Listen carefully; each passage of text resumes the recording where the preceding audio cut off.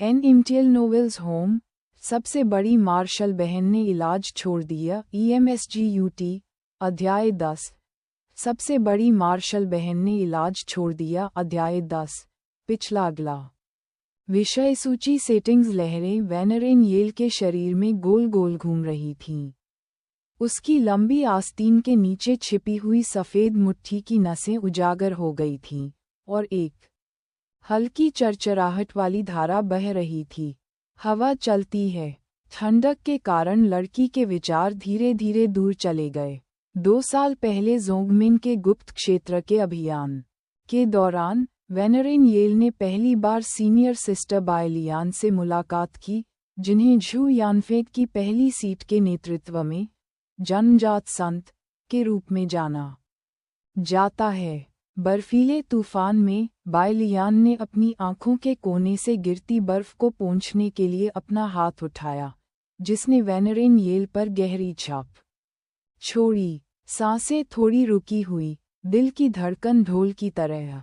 अब भी वेनरेन येल कभी कभी सपनों में शर्म से याद करती है।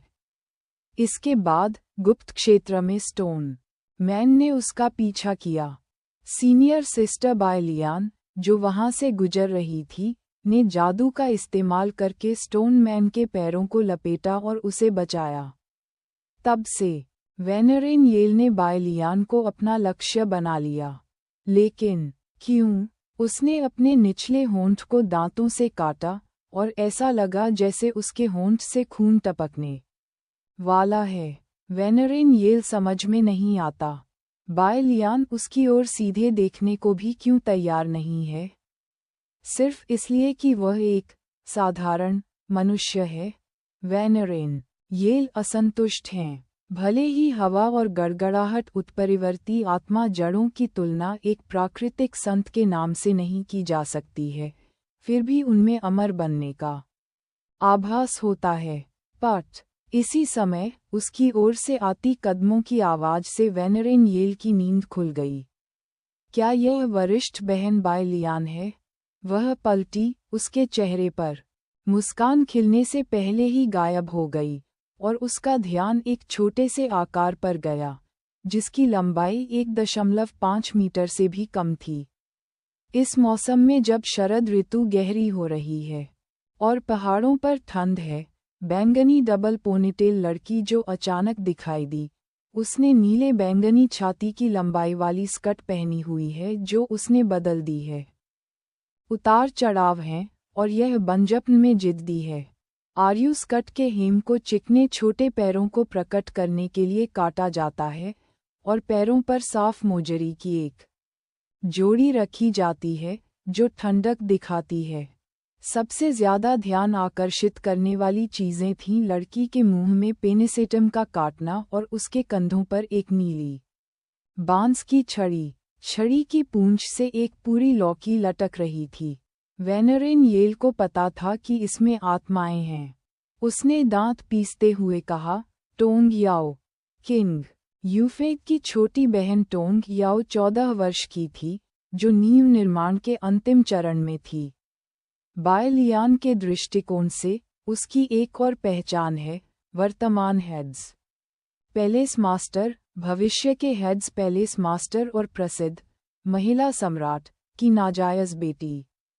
हुन्फ टोंग याओ पत्थर की सीढ़ियों पर ऊंचे स्थान पर खड़ा होकर वेनरेन येल की ओर घृणा से देख रहा था। उन लोगों की नज़रों में येल क्रोधित था।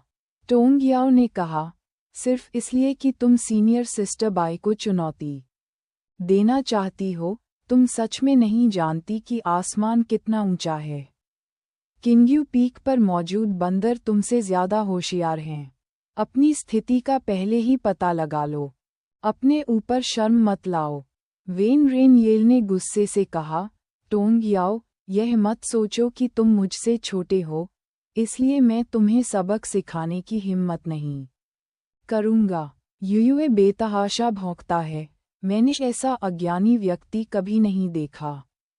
टोंग याओ ने धीरे से नाक भान सिकोड़ी और वेनरेन येल जाने की भी जहमत नहीं उठाई। उन दोनों के बीच आग की लपटें जलने लगीं। शक्तिशाली आभा के दबाव में उत्साह देख रहे डुक्सियानमैन शिष्यों के चेहरे पीले पड़ गए। यहाँ तक कि जियाओ जिनसे, जिसने अभ्यास नहीं किया था, ने भी असामान्यता को नोटिस किया। उसने सावधानी से बायलियान की आस्तीन खींची। परी बायलियान, वे झगड़ते हुए लग रहे हैं। बायलियान, उसने सब कुछ सुन लिया। गण, अब वह टोंग याओ को ईंट से कुछ जोरदार प्रहार करना चाहती है। मूलतः वेनरेन येल उस पर बेवजह क्रोधित थी और उसने ये दिखावा करके कि उसे इसकी जानकारी नहीं है, मामले को हल्के फुल्के ढंग से उजागर करने की योजना बनाए। अब यह अच्छा है, टोंग याओ ने मजाक के तौर पर सीधे वेनरेन येल के गुस्से को मैक्स में जोड़ते हुए छलांग लगा दी। अलग ढंग से सोचें, अगर मैं येल के लोगों को सुनूं, तो मैं भी बायलियान को मारने का मौका ढूंढना चाहूंगा। पाप, आपने कहा कि आप भविष्य के प्लूटो पैलेस मास्टर हैं, तो आप शुआंगवेन के उपन्यासों में खलनायक से नफरत करने वाले खलनायक की भूमिका निभाने के लिए क्यों सामने आए? बायलियान हैरान थी। क्या ये हो सकता है कि टोंग याओ उसे नुकसान पहुंचाना चाहता था? नहीं, वह अपनी सांस नहीं रोक सकी। मैं किंग्यू पीक के पहले टॉवर पर टोंग याओ की शराब की लत की रिपोर्ट करने का अवसर तलाश रहा हूँ, जियो जिनसे ने कहा। परी बायलियान, वे दोनों कह रहे हैं कि वे अखाड़े में द्वंद्व युद्ध करने जा रहे हैं। क्या ये वास्तव में मायने रखता है? बायलियान ने अपना मुंह थोड़ा सा खोला। शब्द बोले जाने से पहले ही कार्य पुनः आ गया। मिशन 1, ऊपर जाकर आग को भड़काओ और टोंग याओ को वेनरेन येल को मारने दो। पूरा होने पर इनाम, ताओवाद के 3000 अवतार। कार्य 2, अभिशाप, सेरेब्रल पाल्सी से पीड़ित बच्चों का एक समूह। उनकी देखभाल करने की कोई आवश्यकता नहीं है। पूरा होने पर इनाम, उच्च श्रेणी का जादुई हथियार सेंट मेडेन दस्ताने। कार्य 3, उदासीनता से छोड़ें, इसे अनदेखा करें। पूरा होने पर इनाम, कठिन कौशल जोड़ 1। यदि वह अभी कोई खेल खेल रहा होता, तो बायलियान ने शायद पहला कार्य चुना होता। 3000 अवतार। मुझे नहीं पता कि क्या यह महान ऋषि की तरह है, एक बाल को सफ़ेद दया में बदल दिया जा सकता है। लेकिन ये कोई खेल नहीं है। बायलियान की नज़रें लंबे समय तक दूसरे और तीसरे काम के बीच भटकती रहीं और आखिरकार उसने तीसरा काम चुन लिया। वह भी सुगंधित मुख और कमल सी जिह्वा चाहती थी, परंतु उसकी शक्ति उसे इसकी अनुमति नहीं देती थी। अगर मैं ताकतवर हो जाऊं, तो मैं जिस पर चाहूं उस पर सवार हो जाऊंगा। मुझे तुम बच्चों को मौत के घाट उतार देना चाहिए। बायलियान सीधे आगे चली गई जब तक कि खोज का इनाम नहीं दिया गया, और उसने जियाओ जिनसे से फुसफुसाते हुए कहा, जूनियर बहन, आपको ये याद रखना होगा कि जियुक्सियन संप्रदाय सामंजस्यपूर्ण नहीं है, और मेरे सहित अन्य लोगों के खिलाफ सावधान रहना आवश्यक है। परी बायलियान टिल्डा। उस गंभीर अभिव्यक्ति को देखकर जियो जिनसे का दिल गर्म हो गया। उसकी आवाज़ नर्म और कोमल थी, और उसने अपना सिर थोड़ा नीचे कर लिया। सीधे बायलियान को देखने की हिम्मत नहीं हुई। इस समय उसे और अधिक यकीन हो गया कि बायलियान उसे कोई नुकसान नहीं पहुंचाएगा। इस विशाल अमर संप्रदाय में केवल बायलियान के साथ रहने से ही उसे थोड़ी गर्मजोशी महसूस होगी। दोनों की आकृतियां क्योंगमिंग शिखर पर गायब हो गईं। वेनरेन येल और टोंगियाओ ने काफी देर तक एक दूसरे का सामना किया, लेकिन अंत में वे सामंजस्य नहीं बना सके। वे रिंग के ऊपर से लेकर रिंग के अंत तक लड़ते रहे। उसी दिन ये खबर कि सीनियर सिस्टर बायलियान एक अजीब महिला को वापस लेकर आए हैं, पूरे डुक्सिनमैन में फैल गई। यहाँ तक कि जो लोग पहाड़ की तलहटी में भटकते थे और डुक्सिनमैन में शामिल होना चाहते थे, उन्होंने भी डुक्सिनमैन के बाहरी शिष्यों की असामान्यता को देखा। वरिष्ठ बहन बाय लियान ये नाम उनके मन में गहराई से अंकित हो गया। क्योंगमिंग चोटी पर लकड़ी के घर के सामने पत्थर की मेज पर दबाए गए पत्र को देखकर बाय लियान ने असहाय होकर अपना सिर खुजलाया। पत्र के शब्द समझने में आसान हैं।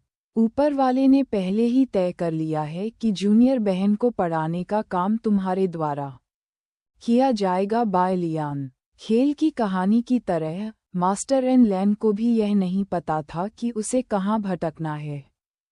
कोई भी इस चरित्रहीन आन लैन को अमर लोक में अमर स्वर्गीय पूज्य के साथ नहीं जोड़ेगा, है ना? लेकिन यह एक निर्विवाद तथ्य है।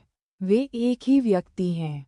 बाय लियान ने अनुमान लगाया कि यह एन लैन का मस्तिष्क था जो उस लड़ाई में टूट गया था जिसने 8 जंगलों को हिला दिया था। इस तरह की नियुक्ति पाकर बहुत बुरा लग रहा है। अरे, जीवन आसान नहीं है, बाय लियान ने आह भरते हुए कहा। चारों ओर बुरी चीजें हैं। हालांकि अगर ऐसा नहीं होता तो उसे खेल में अपनी छोटी बहन की सवारी या दबाने का अवसर नहीं मिलता, और यहाँ तक कि कुछ पंक्तियों में सवारी और मास्टर होने का भी अवसर नहीं मिलता। जियो जिनसे फुसफुसाए फेरी बाय लियान। बाय लियान ने अपना सिर हिलाया। छोटी बहन, आप मुझे भविष्य में वरिष्ठ बहन कह सकती हैं। वैसे उसने जियाओ जिनसे को वर्तमान स्थिति समझा दी। ओह, जियो जिनसे की आंखें थोड़ी धुंधली हो गईं। क्या इसका मतलब ये है कि मास्टर एन ने उसे बिल्कुल भी गंभीरता से नहीं लिया? ये भी संभव है कि परी बाय लियान ने प्रशिक्षुओं को स्वीकार करने का मामला बनाया हो। वह केवल अपनी विशेष पहचान के कारण ही खुद को क्योंगमिंग पीक पर वापस ले आए। जियो जिनसे बहुत भावुक हो गया। वह ये कहना नहीं चाहती थी, उसने इसे तोड़ दिया। क्या उसने परी बाय लियान के अच्छे इरादों को बर्बाद नहीं किया? मुझे आशा है कि उसकी टूटी हुई आत्मा की जड़ की मरम्मत के बाद वह थोड़ी साधना प्रतिभा दिखा सकेगी। धन्यवाद, बाय लियानक्सियन। बाय लियान ने अपना हाथ बढ़ाया और धीरे से जियो जिनसे के सिर को दबाया। मेरा नाम सीनियर सिस्टर है। जियो जिन ने अपनी गर्दन सिकोड़ ली। बड़ी बहन। बाय लियान ने चुपके से अपना सिर हिलाया। ऐसा लगता है कि जियो जिनसे के साथ अच्छे संबंध बनाना आसान नहीं है। यह व्यवस्था उसे हर दिन जियो जिनसे के खिलाफ अपराध करने के लिए उकसाती है। वापस आते समय, क्योंकि जियो जिनसे ने उसकी पीठ 2 बार रगड़ी, उसने जियो जिनसे को करने के लिए 2 कार्य जारी किए।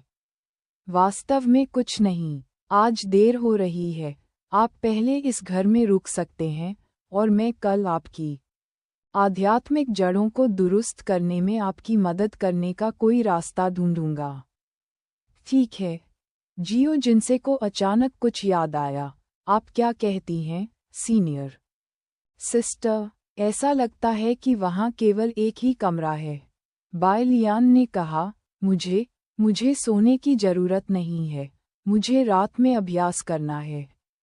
वह कैंग्यान घास का अध्ययन करना चाहती है जो उसे अभी अभी मिली है। इस घास की गुणवत्ता अप्रत्याशित रूप से उच्च है। जियो जिनसे ने बाय लियान की चमकती आंखों को देखा। एक जन्मजात संत के रूप में, वरिष्ठ बहन बाई इतनी मेहनत करती हैं, उनके पास आलसी होने का कोई कारण नहीं है। रात के बीच में, क्योंगमिंग चोटी के शीर्ष पर, बाय लियान ने ज्वलंत लाल कैंग्यान घास निकाली। घास खाने से ताकत बढ़ती है। अभी अध्याय 8 अपराधी प्रकट होता है।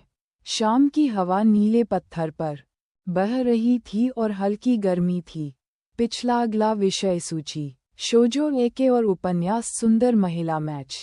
4.9 24 वोट 202.3 का व्यूज ज़ोंबी राजा को उठाना। 5.0 13 वोट 91.4 का व्यूज अपमानजनक निबंधों में केक पेंटिंग के मास्टर बने।